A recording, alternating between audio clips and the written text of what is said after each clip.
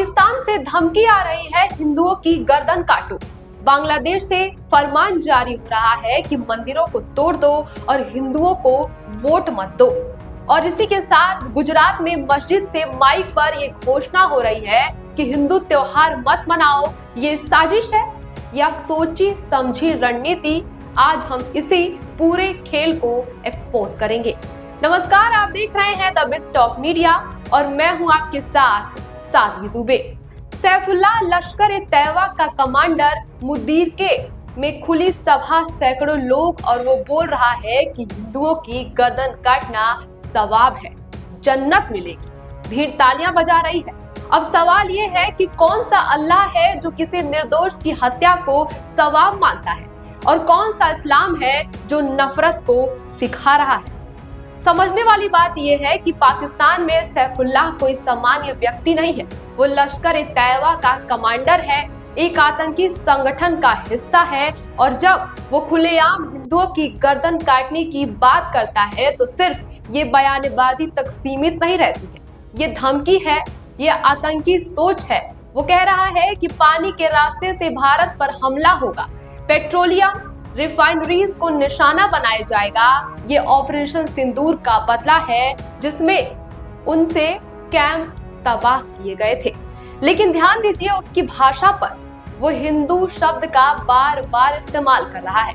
पहले ये लोग भारत कहते थे, अब सीधे हिंदू कह रहे हैं। क्यों? क्योंकि इनका मकसद, असली मकसद भारत को तोड़ना नहीं, बल्कि हिंदू मुस्लिम के बीच नफरत फैलाना है। ये चाहते हैं कि भारतीय मुसलमान इस नफरत में आकर अपने देश के खिलाफ हो जाएं और देश में अलग ही हिंसा को जन्म दे दें। बात करें बांग्लादेश की, तो वहां जमात-ए-इस्लामी के लोग खुलेआम बोल रहे हैं कि हिंदुओं को वोट मत दो, मंदिरों को तोड़ दो, हिंदुओं को त्योहार मत मनाने दो। ये वही बांग्लादेश है जहां हाल ही में तख्ता पलट हुआ, शेख हसीना की सरकार गई और कट्टरपंथी ताकतों को खुली छूट मिल गई है। परिणाम सबके सामने है कि हिंदुओं पर हमले हो रहे हैं, मंदिरों में तोड़फोड़ की घटनाएं लगातार सामने आ रही है, महिलाओं के साथ अत्याचार हो रहा है, और अब ये मौलाना खुलेआम जहर उगल रहे हैं। गुजरात से भी एक वीडियो सामने आया जहां मस्जिद से माइक पर घोषणा हो रही है कि पतंगबाजी हराम है, हिंदुओं का त्योहार मत मनाओ, इस्लाम का मजाक मत बनाओ। यानी अब जहर अब सीमा पार के भारत के अंदर भी फैलाया जा रहा है। ये एक सोची समझी साजिश के तौर पर देखा जा रहा है। अब समझिए कि इसके पीछे का असली खेल क्या है। पाकिस्तान और बांग्लादेश दोनों असफल राष्ट्र हैं। पाकिस्तान दिवालिया है, IMF से कर्ज मांग रहा है, आर्थिक संकट में डूबा हुआ है।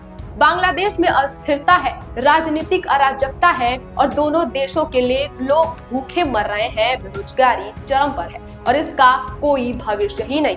वहीं दूसरी तरफ भारत है। भारत दुनिया की चौथी सबसे बड़ी इकोनॉमी, तेजी से बढ़ती हुई इकोनॉमी के तौर पर उभरा है। यहाँ के मुस्लिम युवा सॉफ्टवेयर इंजीनियर बन रहे हैं, AI में काम कर रहे हैं, सेमीकंडक्टर फील्ड में काम और पैसा कमा रहे हैं। यहाँ अवसर है, तरक्की है, भविष्य है, और यही बात पाकिस्तान बांग्लादेश के मौलानाओं को बर्दाश्त नहीं हो रही है। तो क्या करते हैं ये लोग? भारतीय मुसलमानों को भड़काने की कोशिश करते हैं। कहते हैं, देखो तुम्हारे साथ नाइंसाफी हो रही है, हिंदू तुम्हें सता रहे हैं, जिहाद करो, गजवाए हिंद करो, लाल किले पर इस्लामिक झंडा फहराओ। और ये सब बिल्कुल झूठ है, प्रोपेगेंडा है, लेकिन इसका मकसद है भारत को अस्थिर करना, हिंदू मुस्लिम के बीच दंगे करवाना, और देश को टुकड़े टुकड़े गैंग में बांट देना। इन सबको लेकर के एक बात तो साफ है कि ये लड़ाई हिंदू मुस्लिम की नहीं है, ये लड़ाई है अच्छाई और बुराई की, सहिष्णुता और कट्टरता की, प्रगति और पिछड़ेपन की। भारत में रहने वाले करोड़ों मुसलमान इस जहर को अस्वीकार करते हैं। वे जानते हैं कि उनका भविष्य भारत में है, बल्कि पाकिस्तान या फिर बांग्लादेश में नहीं। फिलहाल इस खबर पर आपकी क्या राय है, हमें कमेंट बॉक्स में जरूर बताएं, और देश दुनिया की तमाम खबरों को देखने के लिए हमारे चैनल को सब्सक्राइब करें। बने रहिए हमारे साथ और देखते रहिए द बिग टॉक मीडिया।